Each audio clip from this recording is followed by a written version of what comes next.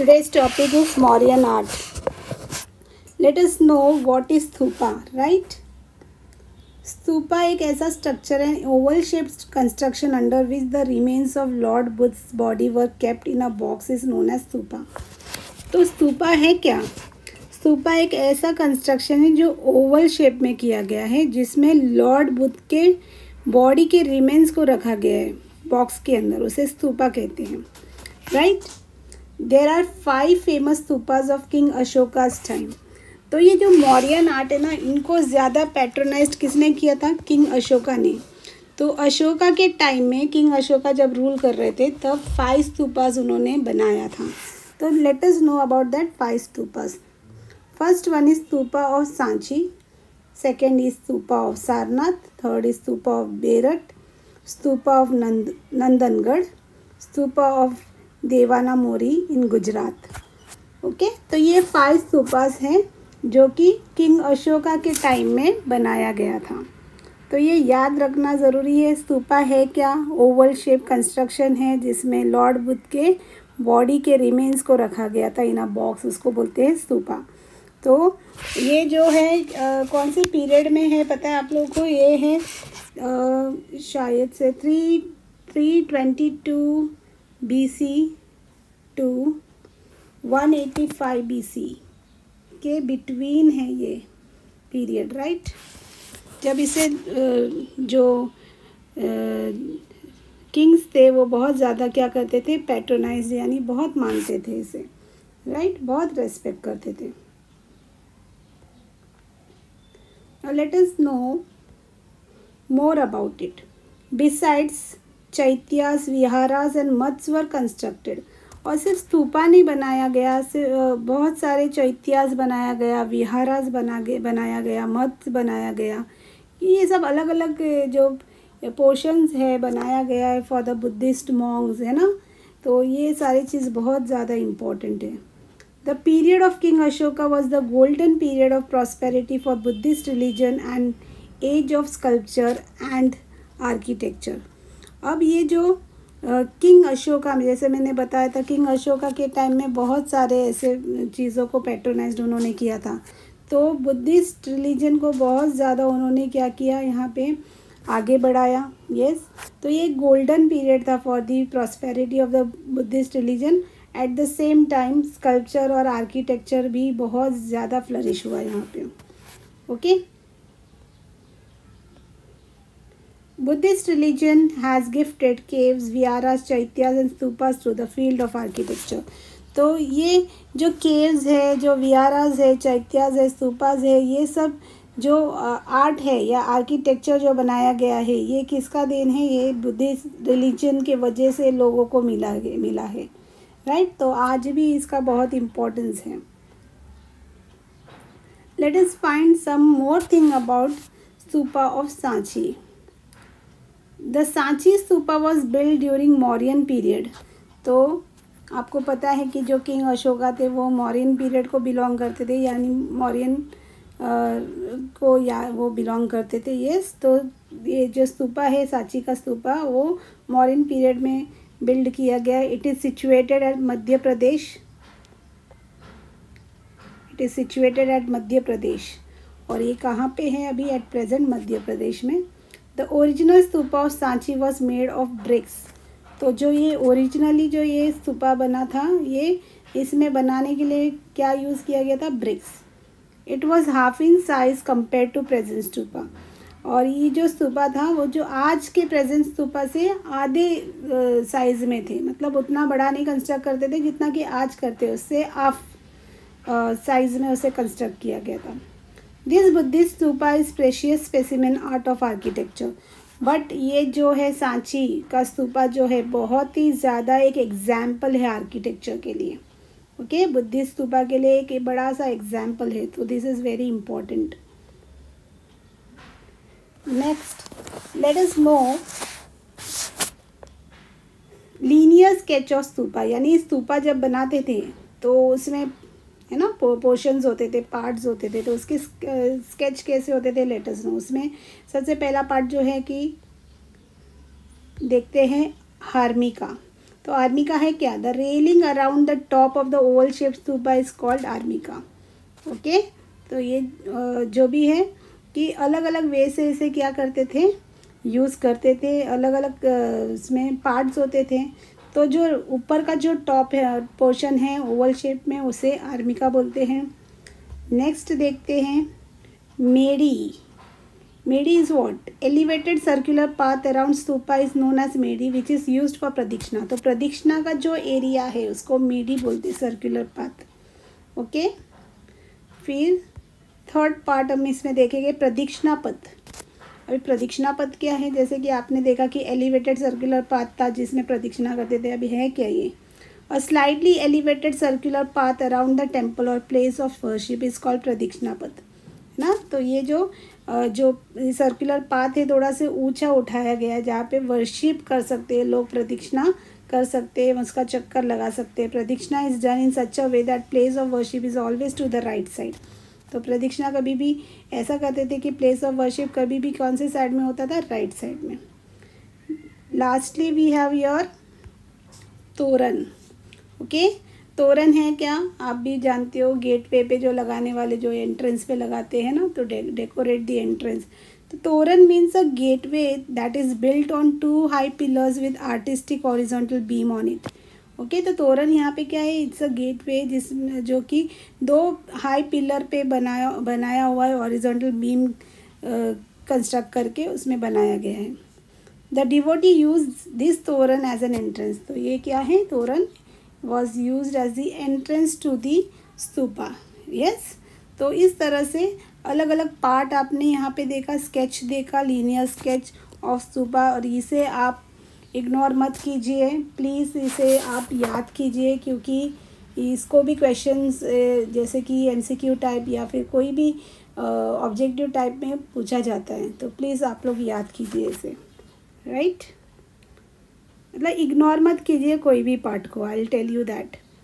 Now we'll move on to the pillar inscription. यानी जो ये होता है, जो मैंने बताया ना आप लोगों को कि मौर्यन किंग्स जो थे बहुत ज़्यादा पैट्रोनाइज कर रहे थे। वो क्या यूज़ करते थे? वो वुड पे और स्टोन पे ऐसे आर्किटेक्चर करना बहुत पसंद करते थे। यहाँ पे हम लोग देखते हैं कि पिलर इंस्क्रिप्शन क्या है। Okay, pillar inscription, stone inscription were made from single rock. अब ये जो पिलर है किस चीज़ का? स्टोन का होता है। स्टोन का जो इंस्क्रिप्शन होता था वो सिंगल रॉक पे वो लोग इंस्क्राइब करते थे। इंस्क्राइब करना यानी कि कुछ लिखना उसके ऊपर, है ना। तो ये लिखना या इंस्क्राइब करना बहुत ईजी आर्ट नहीं है। Stone inscription carved out by the religious order of Emperor Ashoka are the best specimen of engraving on stone। तो स्टोन पे कुछ लिखना, कुछ एनग्रेव करना किसकी ऑर्डर से होता था? ये किंग अशोका की ऑर्डर से। और क्या एनग्रेव करते थे उसके ऊपर? रिलीजियस ऑर्डर्स, है ना। क्या? धार्मिक जो आपके ऑर्डर्स है उसे वो क्या करते थे? एनग्रेव करवाते थे। They were polished so well that they gleamed. और उसे उस पिलर को इतना, वो स्टोन पे जो कार्विंग करते थे उसके बाद में उसको इतना ज़्यादा पॉलिश करते थे कि वो बहुत ज़्यादा ग्लीम यानी कि शाइन होना स्टार्ट करते थे। Such pillars were erected in Ambala, Meerut, Allahabad, Sarnath, Lauriya near Nandangarh, Sanchi, Kashi, Patna and Bodhi Vriksha near बोध गया। तो ऐसे पिलर्स बहुत अलग अलग जगहों पर क्या किया गया है? बनाया गया है, इरेक्ट किया गया है, यानी खड़ा किया गया, उसके ऊपर इंस्क्राइब किया गया है। तो अलग अलग प्लेस आप देख रहे हो, तो ये बहुत ज़्यादा इम्पोर्टेंट है, याद रखिए। कोई भी एक प्लेस को लेके आपको क्वेश्चन आ सकते हैं एग्जाम्स में। दे वर कार्व्ड इन ब्रह्मी स्क्रिप्ट। और कैसे स्क्रिप्ट में उसे लिख रहे थे वो लोग? ब्रह्मी स्क्रिप्ट में। Okay, so this is very important to remember. Now आपने देखा ये। अब हम लोग देखते हैं pillar at Sarnath. Okay, very important, pillar at Sarnath. अब ये स्ट्रक्चर को आप बहुत जगह देखते हो। ये तो ये क्या है? Let us know. The stone inscription at Sarnath is the best specimen of sculpture. तो ये जो है सारनाथ का जो ये पिलर या फिर ये इंस्क्रिप्शन है, ये स्टोन इंस्क्रिप्शन बहुत ही इम्पॉर्टेंट आर्ट है, बहुत ही इम्पॉर्टेंट आर्ट ऑफ स्कल्पचर है, बेस्ट एग्जाम्पल ऑफ स्कल्पचर है। इस पिलर में आप क्या देखते हो? The pillar has 4 lion facing 4 direction. अब ये जो 4 लायंस है ये किसे सिम्बलाइज करते हैं? Back to back 4 lions. It symbolises I will tell you what it is. It symbolises courage, okay, it symbolises courage. Let me write it in a good way, okay? So let me use little lighter one. It symbolizes courage. Secondly, it symbolizes power. It symbolizes confidence, pride, okay? तो ये जो 4 Lions है, मैं ये बोलूँगी कि it symbolises courage, power, confidence and pride, okay? Sarnath preaching place of Lord Buddha. Dharma chakras are carved below the line images, okay? तो आप देख सकते हो कि ये सारनाथ कौन सा प्लेस है? It was a place where lord Buddha preached and you will see that below this lion there is a circular base, है ना? सर्कुलर बेस है जिसके ऊपर आप धर्म चक्र को देख सकते हो. यस, दिस चक्र इंडिकेट्स ट्राइम्फ ऑफ रिलीजन. और ये जो चक्र है ये किसे इंडिकेट करते हैं या किसे दर्शाते हैं? रिलीजन का जो ट्राइम्फ, जो जीत. Yes, that is why it is called dharma chakra. इसीलिए इसे धर्म चक्र बोलते हैं, ओके? तो ट्राइम्फ ऑफ रिलीजन.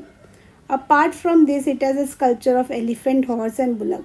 और इसमें और भी आप नीचे देखो ना, ये बेस में जो चक्र है इसके आसपास में you will C there is a animal, there are animals like elephant, horse and bullock, right?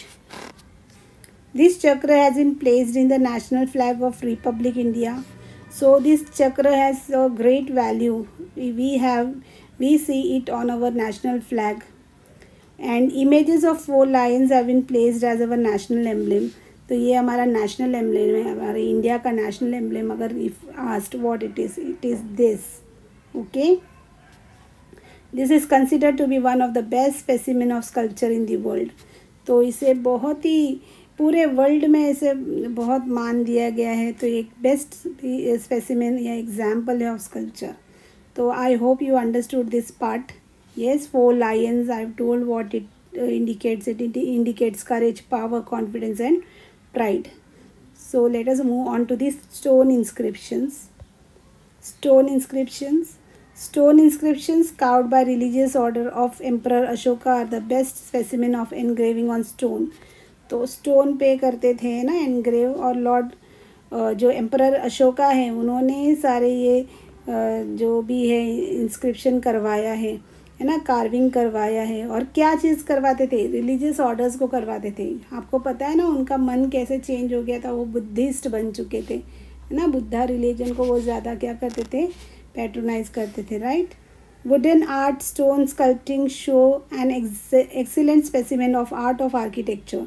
तो सिर्फ स्टोन पे ही नहीं, वुड पे भी. मैंने बोला था ना ये जो मौर्यन जो आर्ट है वो जो किंग्स होते थे वो ज़्यादातर वुड्स और स्टोन के ऊपर वो लोग क्या करते थे? इंस्क्रिप्शन करवाते थे. तो not only stone but also wooden art, ये एक बेस्ट स्पेसिमेन है of architecture. Along with erection of pillars of wood and stone, beautiful arches are engraved on the doors which stresses religious behavior. तो यही सिर्फ नहीं है, pillars भी बनाते थे, वुड के पिलर्स बनाते थे, स्टोन के पिलर्स बनाते थे, ब्यूटीफुल उसमें आर्क्स बनाते थे, है ना? और डोर पे इंग्रेविंग करना रिलीजियस, ये बताता है कि वो लोग धार्मिक वे से कितने ज़्यादा, वो लोग बहुत ज़्यादा धार्मिक थे, right? Such stone inscription have been found from Peshawar, Dehradun, Thane, Mumbai, Dhauli, Jaugada, Odisha and Chennai etc.